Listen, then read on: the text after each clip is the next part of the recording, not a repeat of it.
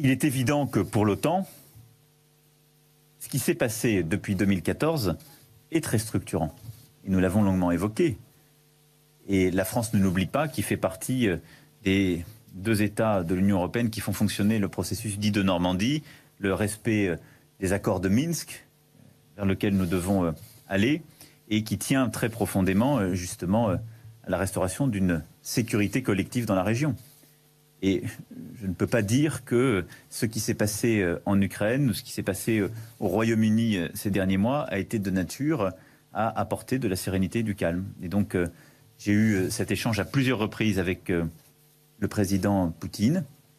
Il y a aussi un travail qui est fait en bilatéral pour lever beaucoup d'ambiguïté, pour essayer d'avancer. Je pense à ce que nous avons enclenché en matière de cyber, conformément à nos annonces à Saint-Pétersbourg.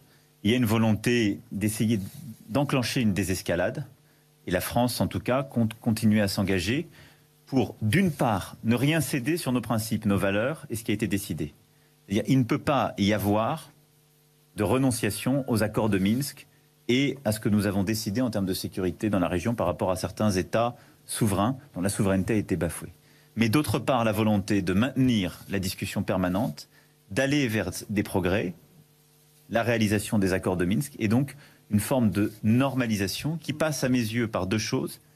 D'une part, un processus de désescalade qui est à mes yeux très important et c'est pourquoi dans la discussion que j'ai pu avoir hier avec le président Trump, je lui ai dit combien pour la France, la discussion qu'il allait avoir à Helsinki lundi prochain était structurante, permettre d'avancer sur le désarmement, d'avoir des engagements réciproques, de reprendre les discussions sur New Start et justement un ordre multilatéral respectueux d'une stratégie de désarmement que nous devons reprendre. C'est dans cet esprit-là que nous avons toujours eu le dialogue avec la Russie depuis un an. C'est pour cela que je tiens à ce dialogue et c'est aussi pour cela que je pense que l'échange que nous aurons dimanche aura vocation à rappeler ces sujets.